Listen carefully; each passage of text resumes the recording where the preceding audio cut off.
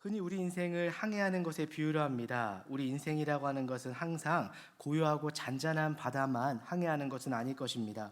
때로는 예기치 않은 풍랑들을 만나고 고난 가운데 처할 때가 많이 있습니다.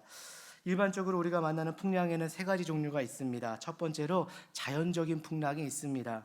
계절과 해류의 흐름에 따라서 자연적으로 계절이 바뀜에 따라서 오는 풍랑입니다. 이런 풍랑이 왔을 때는 그냥 그 풍랑에 순응하면 되는 것입니다. 두 번째 풍랑은 재난적인 풍랑입니다.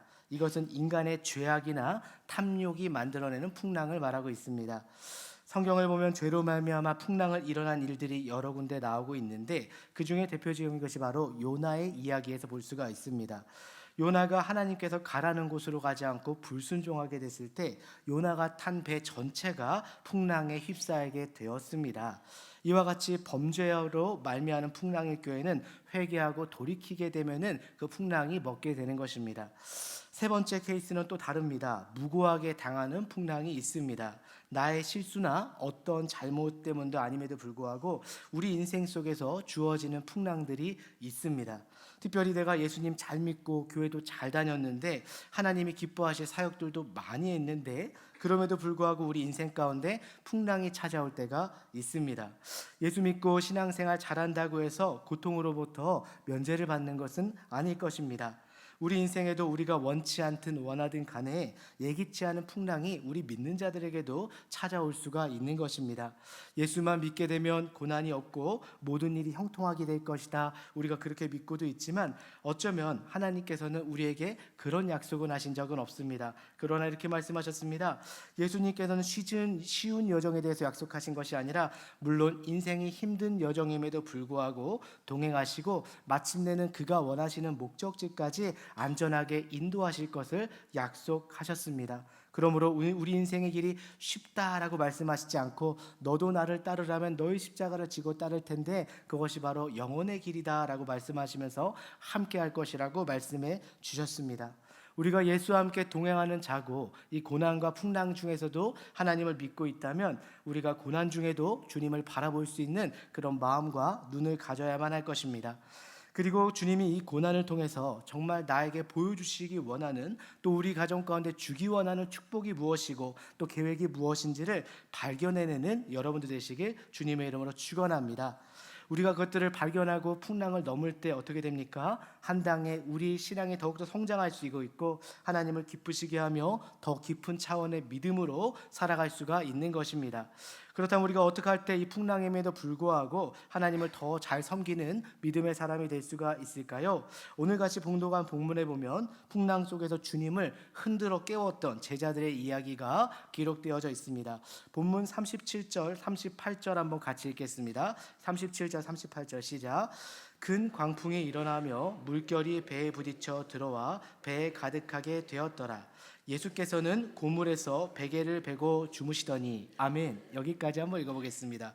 예수께서는 고물에서 베개를 베고 주무셨다라고 기록하고 있습니다. 제자들은 예수님이 인도하셔서 배를 탔습니다. 주님께서 인도하셔가지고 배를 탔습니다. 예수님께서 타라고 한 배라면은 풍랑이 왔을 때 주님께서 책임져 주셨어야 되는 건데 주님께서는 주무시고 계셨습니다. 주님께서 정말 주무신 것은 아니겠지만 이 풍랑 속에서도 침묵하고 계셨다라고 나와 있습니다. 어쩌면 이 풍랑은 우리 인생 가운데 찾아왔을 때 굉장히 고통스러운 시간일 때도 있습니다. 특별히 하나님께서 아무 대답이 없으실 때는 더욱더 우리 마음이 조려오고 애가 탈 때가 있습니다. 풍랑이 아니고는 체험할 수 있는 은혜가 있기 때문에 주님께서 이유 없는 풍랑을 주신 것이 아니라 우리 인생 가운데 큰 은혜와 축복을 주기 위해서 풍랑을 주셨음을 믿으시기 바랍니다.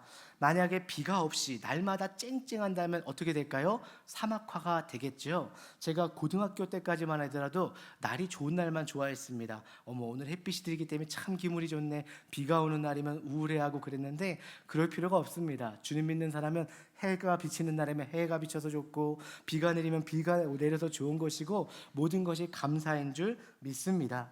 때로는 비 오는 것도 감사, 해가 뜨는 것도 감사인데 때로는 풍랑 주신 것도 감사, 때로는 평안한 것도 감사인 줄 믿습니다.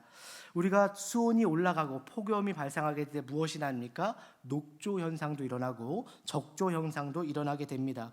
그러면 물이 탁해지기 때문에 광합성이 이루어지지 않게 되고 많은 산소를 어떻게 됩니까? 산소 용적량이 줄어들게 되면서 수상의 생물들이 죽게 되는 현상이 일어나게 됩니다.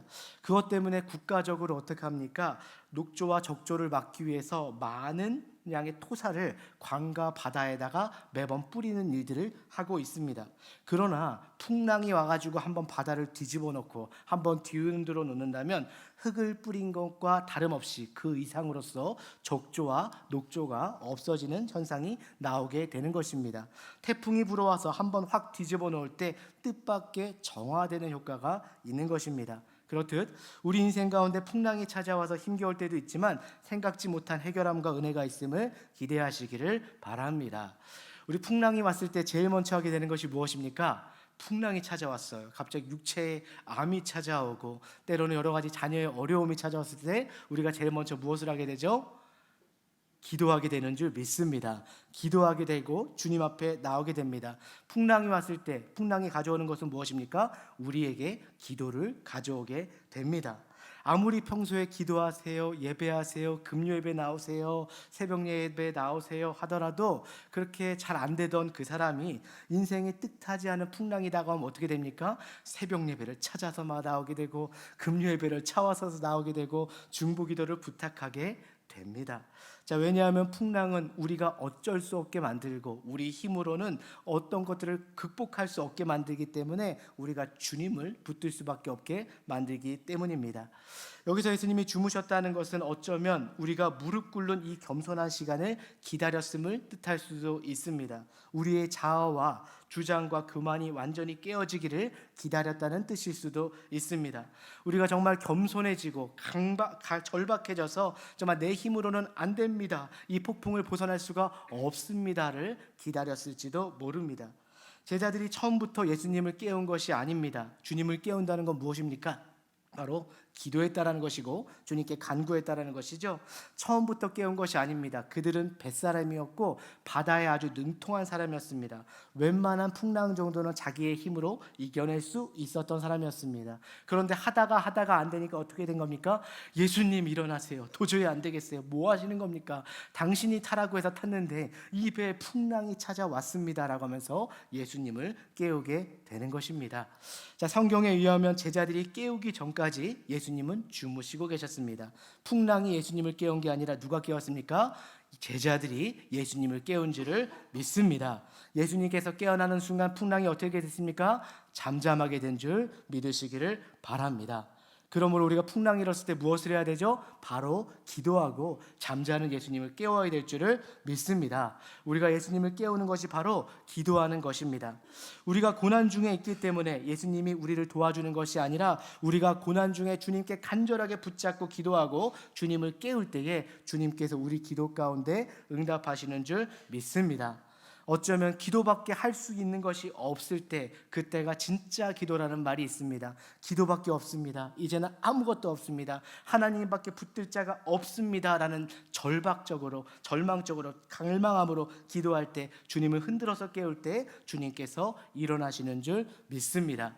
때론 우리 인생 가운데 풍랑이 찾아오겠지만 풍랑 가운데 누구를 깨워야 된다고요? 예수 그리스도를 깨우시는 여러분들 되시길 주님의 이름으로 축원합니다.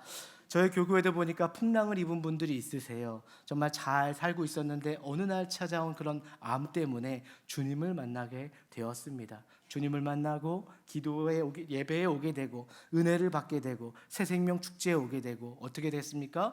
또 월요일 날에 새생명 축제 왔다가 또 주일 날에 예배 참석하고 월요일 날에 입원해서 화요일 날 수술 받고 믿음 가운데 가는 성도님들도 있습니다. 주님을 흔들어 깨울 때 주님께서 그들에게 응답하실까요? 안 하실까요? 하실 줄 믿습니다. 육체의 그런 병이라든지 우리의 문제들을 주님께서 해결해 주실 줄 믿습니다. 두 번째 풍랑은 우리를 거룩하게 합니다. 어떻게 한다고요? 거룩하게 합니다. 정결케 하고 깨끗하게 만듭니다. 폭풍은 우리를 기도하게 만들지만 동시에 우리를 거룩하게, 정결하게, 깨끗하게 만드십니다.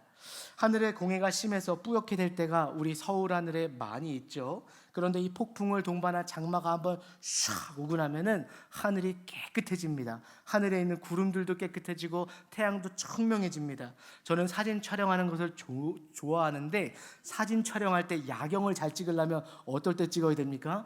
비가 온 다음 날에 찍어야 됩니다. 비가 다 완전히 내려가지고 공해가 없어졌을 때 그 조명을 딱 찍었을 때 어떻게 됩니까? 빛깔라진가 이 빛이 투명하고 맑게 깨끗하게 촬영이 되는 것입니다. 자, 그런 것처럼 맑고 투명하게 만들어주는 것이 바로 이 풍랑인데, 때로는 우리의 인생도 그렇습니다. 풍랑과 같은 시련의 먹구름이 몰려올 때는 너무나 고통스럽고 아플 때가 있지만, 이 풍랑이 나의 불필요했던 것들, 내 죄악들을 확 쓸고 지나가 버릴 때 내 인생에 중요한 것이 무엇인지 알게 되고, 다시 돌아보게 되고, 나에게 되신 주권자가 누구신지 보게 되는 줄 믿습니다. 저도 예전에 교통사고를 한번 당한 적이 있었는데, 교통사고 당하다가 이 어깨뼈가 부러졌었어요. 어깨뼈가 부러지다 보니까 어떻게 됩니까? 건강이 이제 망가지게 되면 사역도 내려놔야 돼요. 어디 가서 쓸 수 있겠습니까? 어깨가 아픈데, 걸어갈 때도 아픈데 사역할 때 쓸 수가 없겠죠. 그래가지고 어깨가 부러진 채로, 그러다 보니까 공부도 못하니까 이제 다시 급하게 한국으로 돌아왔습니다. 돌아와가지고 집에서 그 아픈 어깨를 이제 부여잡고 묵상하는 동안에 생각해 보았습니다. 나에게 왜 이런 풍랑이 찾아왔을까? 사역도 멈추고 공부도 멈추고 내 삶도 뭔가 멈춰버린 것 같은 이 절망 가운데서 나는 무엇을 할 수 있을까라고 생각하면서 목회자지만 생각해봤습니다. 그동안 내가 알게 모르게 저질렀던 실수들, 잘못 내렸던 결정들에 대해서 내 속에 있었던 죄악들과 독성들을 깨닫게 하고 반성하게 하는 시간을 통해서 다시 한번 거듭나게 되었고, 다시 한번 사역 가운데 다시 한번 존귀하게 나올 수 있을 줄 믿습니다.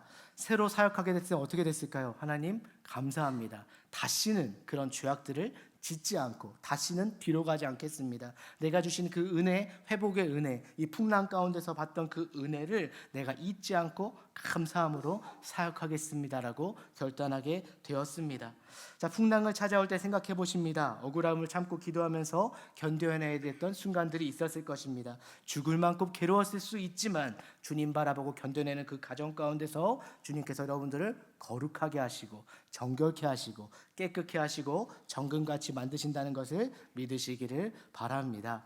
주님께서는 항상 풍랑 가운데서 여러분들이 주님을 바라보길 원하십니다. 너희의 주권자가 누구냐를 항상 주님께서 바라보기 원하시는데, 그 아브라함과 야곱과 이삭의 하나님, 그분의 주권을 인정하시고 우리 삶 가운데 주님의 주심과 감사함을 생각하시는 여러분들 되시길 주님의 이름으로 축원합니다.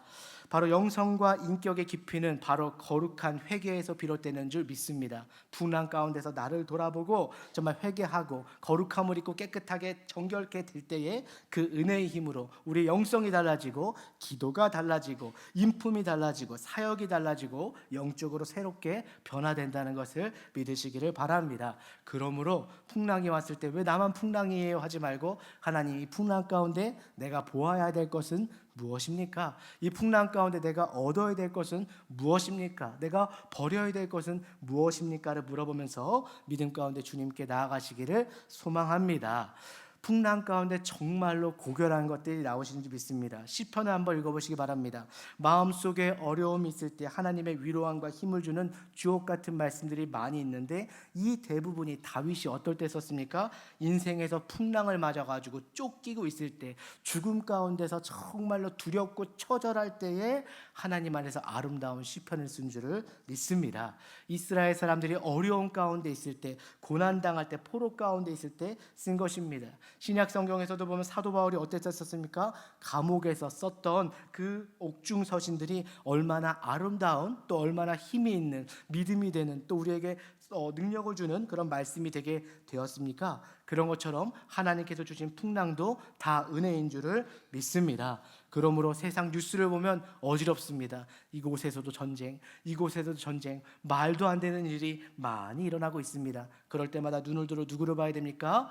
예수 그리스도를 묵상하시고 말씀 속으로 들어가시는 여러분들 되시길 주님의 이름으로 축원합니다. 우리 모두 풍랑 속에서도 영적으로 성장하시는 여러분 되시길 주님의 이름으로 축원합니다. 만약에 저에게 풍랑이 없었다면 제가 지금도 부족하지만 더 부족한 목회자가 되지 않았을까 생각을 합니다. 풍랑이 있다 보니까 성도 귀한 것 줄 알고 지금의 자리가 귀한 것도 알고 감사한 것도 알게 되는 것 같습니다. 만약에 풍랑이 없었으면 당연하게 여겼을 것들이 너무나 많이 있는데 풍랑이 성장하게 하고 감사하게 한 줄을 믿습니다. 세 번째 풍랑은 우리를 어떻게 합니까? 연단시킵니다. 어떻게 한다고요? 연단시킵니다. 연단은 곧 강하게 만드는 것이고 강한 그 정금같이 나오게 하는 줄을 믿습니다. 풍랑이 우리를 약하게 흔들어 놓을 것 같지만 폭풍과 풍랑 속에서 나무의 뿌리는 더 깊어지는 줄 믿습니다. 영적으로 더욱더 견고하게 서게 될 것입니다.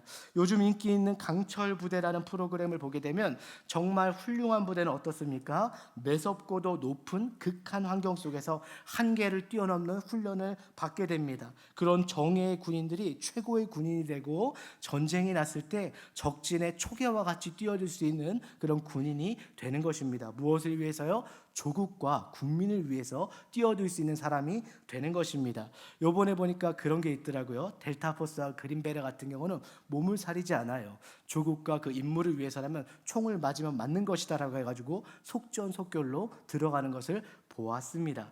자, 그런 것처럼 그 훈련이 그들을 강하게 만들고 훈련이 그들을 믿음의 용사로 만들었듯이 여러분 가운데 풍랑이 있겠지만 그것이 여러분들을 강하게 만들고 정금같이 나오게 될 줄을 믿습니다. 그렇듯이 풍랑을 통해서 주님께서는 영혼과 육체가 하나님을 온전히 바라보게 할 뿐만이 아니라 교만과 자아와 생각을 송두리째 내려놓게 하실 것입니다. 마가복음 4장 38절입니다. 같이 한번 읽겠습니다. 시작. 예수께서는 고물에 베개를 베고 주무시더니 제자들이 깨우며 이르되 선생님이여 우리가 죽게 된 것을 돌아보지 아니하시나이까. 아멘. 제자들이 주님을 막 깨웠습니다. 급하게 되면 어떻게 돼요? 주님을 막 깨우게 됩니다. 저희 아버님도 목사님이신데 급하면은 주님 지나가실 때 바지가랑이가 벗겨질 정도로 당겨야지만이 기도가 되는 것이지 예의 차렸다가는 안 된다. 주님 가실 때 주님 바지가랑이가 확 벗겨질 정도로 당겨야 된다라고 했는데 그렇게 절박하게 불같이 기도하는 기도를 주님께서 받으시는 줄 믿습니다. 39절 40절 한번 읽겠습니다. 39절 40절 시작. 예수께서 깨어 바람을 꾸짖으시며 바다더러 이르시되 잠잠하라 고요하라 하시니 바람이 그치고 아주 잔잔하여 진지라. 이에 제자들에게 이르시되 어찌하여 이렇게 무서워하느냐 너희가 어찌 믿음이 없느냐 하시니. 아멘. 참 이상하게도 주님께서 폭풍을 잠재우시니 제자들을 꾸짖으셨습니다. 어찌하여서 무서워하느냐 너희가 어찌 그렇게 믿음이 없느냐. 아니 제자들이 그럴 수 있겠죠. 폭풍이 무서운 게 당연한데 왜 무서워한다고 우리를 혼내십니까? 그리고 주님께서 타라고 한 배인데 왜 우리한테 도리어 그러십니까? 라고 할 수 있지만 주님의 마음은 그게 아니었을 것입니다. 풍랑은 오히려 우리 인생 가운데 당연히 찾아오는 것인데 네가 나와 함께 많은 이적을 행하고 많은 기적을 보았음에도 이것밖에 믿음이 되지 못하느냐? 더 큰 이적도 보았는데 왜 나를 믿지 못하냐라고 말씀하고 있는 것입니다. 그러므로 예수님의 관심은 폭풍에 있었던 것이 아니라 폭풍에 높고 낮음이 있었던 것이 아니라 어디에 있었습니까? 폭풍과 마주하고 있는 우리의 믿음을 보고 있다는 것을 믿으시기를 바랍니다. 여러분 혹시 폭풍 가운데 있습니까? 하나님께서 무엇을 보십니까? 여러분들의 믿음을 보시는 줄 믿습니다. 믿음은 바라는 것들의 실상이요 보지 못한 것들의 증거라고 했는데 그 말씀을 붙잡고 기도하시고 이겨내시고 승리하시기를 바랍니다. 우리는 현실 가운데 너무나 이 닥친 폭풍을 깊이 묵상할 때가 있습니다. 깊이 묵상하고 묵상할수록 마음이 우울해지고 슬퍼지고 다운되고 그러는데 주님께서는 그걸 원치 않으십니다. 작은 돌멩이 정도는 툭툭 털고 가기를 원하십니다. 거기에 에너지를 소비하지 말고 풍랑이 왜 일어났을까? 어디서부터 잘못된 것인가? 내 안경은 왜 그렇지? 내 삶은 왜 그렇지? 그것을 바라보지 마시고 누구를 바라봐야 됩니까? 주님을 바라보고 믿음으로 이겨내시길 축원합니다. 우리가 강한 믿음을 가지고 폭풍을 대적해 낸다면 풍랑은 결코 우리를 이기지 못할 것입니다. 예수님께서 우리에게 이렇게 말씀하시고 있습니다. 어째서 너희들은 나의 능력을 보지 못하고 믿지 못하느냐? 나의 능력이 폭풍을 잠재울 것을 너희들은 모른단 말이냐? 이 말로써 제자들을 테스트하시고 우리에게 반문하고 계십니다. 주님께서는 주무시고 계셨지만 폭풍 가운데서도 하나님께서 계획하신 스케줄에 따라서 움직이시고 계셨습니다. 우리가 아무리 마음이 급하고 상황이 힘들어서 발버둥 치더라도 누구의 시간에 움직이세요? 하나님의 시간에 움직이는 줄 믿습니다. 주님을 깨우시고 그 시간을 인정하시고 풍랑이 있을수록 바다를 보는 것이 아니라 눈을 들어서 누구를 바라봐요? 주님을 바라보시기를 소망합니다. 우리가 어디 있든지 그 하나님의 임재를 갈망하시고 교회를 사랑하며 기도하는 마음을 잊지 마시고 기도의 자리, 믿음의 자리에서 주님을 흔들어 깨우시는 여러분들 되시길 소망합니다. 하나님의 기도의 응답을 바라보고 기도의 산을 넘어본 사람은 어디로 나오게 돼요? 엄마, 이번에도 문제가 생겼네. 기도의 자리 나가게 되고 금식의 자리 나가게 되고 주님과 만나는 자리에 나아가게 됩니다. 우리 인생의 순간은 하나님께서 해결하실 줄 믿습니다. 예수님께서 파도와 바람을 꾸짖으셨을 때 순식간에 성난 파도와 바람이 멈춰진 줄 믿으시기를 바랍니다. 폭풍은 서서히 물러간 것이 아니라 주님께서 말씀하시는 그 순간에 완전하게 순식간에 물러갔습니다. 예수님을 물리치신 것은 제자들이 능력의 예수님을 깨웠기 때문인 줄 믿습니다. 그러므로 기도의 예수님을 깨우시기 바랍니다. 주님을 깨우시고 정말 주님을 바라보시고 주님께 나아가신 여러분들 되시길 주님의 이름으로 축원합니다.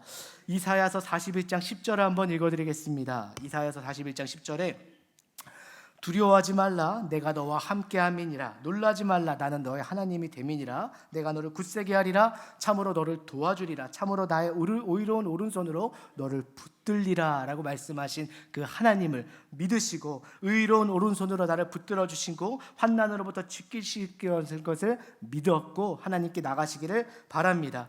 예수님이 개입하실 때 여러분들의 문제가 없어질 줄을 믿습니다.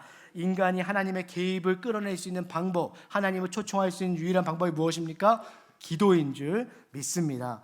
우리 여의도 침례교회 성도님들은 벌써 무엇인지 믿습니까? 하니까 벌써 딱 하시는 거 보니까 아주 훈련이 잘 되어 있고 바로 하나님 안에서 정답을 가지고 계신 분들인 줄 믿습니다. 그러므로 중대한 시기일수록 위기일수록 기도하시기 바랍니다. 41절 읽겠습니다. 그들이 심히 두려워하여 서로 말하되 그가 누구이기에 바람과 바다도 순종하는가 하였더라. 풍랑 때문에 그토록 고생하던 제자들이 바람과 파도도 순식간에 잠재우시는 그 예수님을 보면서 입이 딱 하고 벌어졌습니다. 예수님은 우리를 도우실 수 있는 분, 간신히 살아남게 하시는 분이 아니라 능치 못하심이 없으신 분, 이 바다와 우주를 운행하시는 분이라는 것을 그들이 알게 됩니다. 이렇게 예수님을 경험한 제자들이 이제는 어떻게 됩니까? 예수님과 함께 있을 때 그들의 마음밭이 달라지게 됩니다. 예수께서 함께 계시라면 우리가 뭐든지 다 할 수 있어. 내게 능력 주시는 자 안에서 모든 것을 감당할 수 있어. 예배가 달라지고 보는 시각이 달라지고 기도가 달라지고 한 차원의 더 높은 믿음의 시각을 갖게 된 줄 믿으시길 바랍니다. 한라산을 넘은 사람은 백두산도 넘을 수가 있습니다. 그런 것처럼 문제를 넘어본 사람은 더 큰 문제도 예수님과 함께 넘을 수 있는 줄 믿습니다. 우리 삶 가운데 문제가 없으면 기적도 없습니다. 여러분 인생 가운데 시련이 없으면 해결함을 경험할 수가 없을 것입니다. 그러므로 예수님께서 행하신 모든 기적은 문제부터 시작되지만 그 문제는 주님께서 해결하시는 줄 믿습니다. 바로 키는 누구입니까? 예수 그리스도, 그분을 깨우는 것인 줄 믿습니다. 오늘 보니까 풍랑을 잠재해 오신 주님, 그리고 우리가 풍랑 가운데서 우리가 지체한 것 같지만 지체하지 않았습니다. 찬송가 373장 고요한 바다로라는 그런 찬양에 보면 어거스트 탑 레이디가 쓴 그런 찬양인데 그곳에 보니까 이렇게 나옵니다. 이 풍랑 인연하여서 더 빨리 간다라는 그런 부분이 나옵니다. 풍랑이 있었지만 지체하는 시간이 아니라 이 풍랑 인연하여서 더욱더 똑바로 서게 되고 더 빨리 그 순풍을 받고 믿음대로 가게 될 줄을 믿습니다. 그러므로 여러분 인생의 키는 예수 그리스도, 그분을 깨우는 것이고 절박하게 그분을 잡는 것인 줄 믿습니다. 로렌 커닝햄 목사님을 혹시 알고 계십니까? 이분이 YM, 바로 예수전도단을 시작하셨던 목사님입니다. 지난 10월 6일 날에 88세를 일기로 천국으로 가시게 되었습니다. 사실 이분은 청년 선교 운동을 처음 시작하신 분이시고 모든 교파를 초월해서 온 열방에 가슴을 품고 선교했던 위대한 하나님의 종이었습니다. 특히 그분이 쓴 책 중에서 내 신을 벗어라 라는 책이 있습니다. 얇은 책인데 한번 읽어보시기 바랍니다. 그 책에 보게 되면 그분이 사역을 헌신하게 되었던 결정적인 계기가 되었던 인상의 풍랑을 만났던 일이 바로 처음 부분에 나오게 됩니다. 이분은 어느 주요 교단에서 안정된 사역을 하시던 분이었습니다. 그런데 하나님 앞에 기도하는 중에 하나님께서 그에게 비전을 주시기로 교단을 넘어서 초교파적으로 사역을 하라고 말씀하셨습니다. 전 세계를 품고 땅끝까지 복음을 전하라는 비전을 주셨습니다. 그래서 목사님 하나님이 주신 비전을 순종하였고 지금까지 본인이 하려고 했던 모든 것을 다 내려놓았습니다. 그랬더니 첫째는 교단에서 쫓겨났습니다. 왜냐하면 교단 사역을 해야 되는데 초교파적으로 사역을 하다 보니까 교단에서 지원해 줄 이유가 없어졌습니다. 두 번째로 한 단체에서 수백만 달러의 자금을 지원해 줄 테니 함께 일하자는 제안을 했지만 그분은 노라고 대답을 했습니다. 왜냐하면 하나님께서 거기에 뜻을 두지 않았기 때문에 그는 그렇게 하지 않았습니다.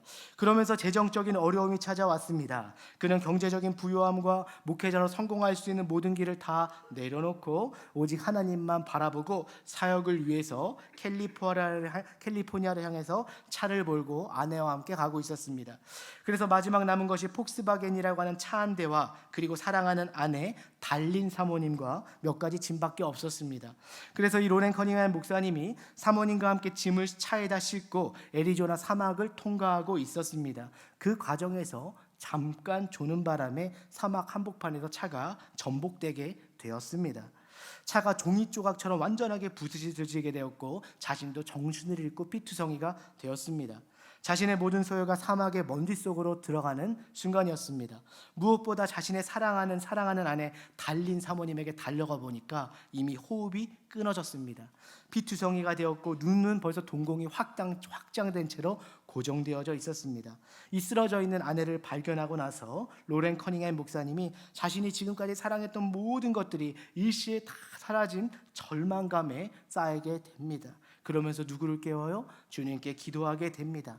아무도 도울 자가 없는 그 사막 한복판에서 온통 멍들고 피로 물든 아내 달린을 무릎에다가 안고 통곡하면서 울면서 기도합니다. 하나님의 비전을 이루겠다라고 안정된 목회도 포기하고 경제적인 부도 포기하고 모든 것을 다 버리고 달려왔는데 마지막 남은 이 사람마저도 하나님 데려가시겠습니까? 라고 하면서 하나님께 기도합니다. 그는 아무도 없는 그 사막 한복판에서 모래바람만 얼굴을 때리는 광야에서 인생의 풍랑 한가운데서 엉엉 꺼이꺼이 목 놓아서 기도하며 울고 있었습니다. 그때 그의 가슴 속에 하나의 음성이 들려왔습니다. 바로 주님의 음성이었습니다. 로렌, 이래도 여전히 나를 섬기겠느냐? 로렌, 이래도 여전히 나를 사랑하며 순종할 수 있겠느냐? 그때 로렌 목사님께서 눈물이 가득 고인 채 얘기하십니다. Yes, 그렇습니다. 그래도 당신을 사랑합니다. 이제 내게 인생에 남은 것이라곤 이제는 제 자신과 하나님 한 분뿐이 없습니다. 이것이 당신께서 나를 부르시는 방법이라면 저는 순종하겠습니다. 라고 고백을 하였습니다. 그때 하나님께서 말씀하셨습니다. 너희 아내 달린 사모를 위해서 빨리 기도해라. 분명히 죽은 줄로 알았는데 그때 그 말씀을 붙잡고 기도할 때에 사모님 목소리에서 갈라지는 숨소리가 나오면서 다시 생기가 살아나게 되고 사모님께서 살아나게 되었습니다. 그 결과 그들은 사막에서 구출받게 되었고 그 이후에 로렌 커닝햄 목사님의 사역이 시작되게 되었습니다. 그가 적은 고백이 바로 이것입니다. 내가 가진 모든 것을 다 잃어버리는 순간 비로소 하나님이 나의 전부라는 것을 깨닫게 되었다. 내 차도 내 아내도 내 사역도 다 나의 것이 아니었다. 오직 주님만이 나의 전부임을 깨닫고 오직 그분만을 위해서 살 때 그분이 가진 모든 능력이 그때부터 나에게 임하기 시작했다 라고 말씀을 고백했습니다. 그리고 그가 사역을 시작하게 된 것이 바로 YM Youth with a Mission이라는 사역을 시작하게 되었고 하와이 코나에다가 열방대학을 세우고 전 세계 수십만 명의 자비랑 선교사를 파송하는 귀한 사역을 감당하게 되었습니다. 1996년도에 세계 모든 국가를 다 순방한 최초의 선교사가 되었고 이 YM 사역을 통해서 전 세계 150개국에서 1200개 장소에서 활발하게 사역하고 있습니다. 몇 명이요? 2만 명의 사역자들이요. YM을 통해서 헌신한 봉사자나 발론티어들이 400만 명이 넘고 있습니다. 사랑하는 여러분, 기억해야 될 사실이 여기 있습니다. 위대한 일은 내가 하는 것이 아니라 풍랑이 왔을 때, 내 삶을 주님께 드렸을 때 하나님께서 일하시고 위대한 인생을 만드시는 줄 믿습니다. 그러므로 우리가 참된 인생을 살기 원한다면, 진정 하나님의 차원의 복을 받기 원한다면 하나님을 인정하고 풍랑 가운데서도 주님을 바라보시는 여러분들 되시길 주님의 이름으로 축원합니다. 주 예수밖에는, 한 분밖에는 자랑하는 것이 없는 인생이 될 때, 주님께서 이 세상의 모든 것보다 더 소중한 가치가 될 때 여러분 인생은 그때부터 변화되기 시작할 것입니다. 그러므로 여러분, 주 예수님의 이름을 부르게 되면 그때부터 주님께서 일하기 시작하십니다. 하나님이 함께 하시는 여러분 인생은 다시 회복될 것이고 풍랑이 잠잠하게 되며 위대한 인생으로 일어서게 될 줄을 믿습니다. 오늘 받은 말씀을 기억하면서 세상에 험한 풍파가 몰려올지라도 주님이 지켜주심을 믿고 우리 소망 되시고 힘이 되신 여호와를 찬양하겠습니다.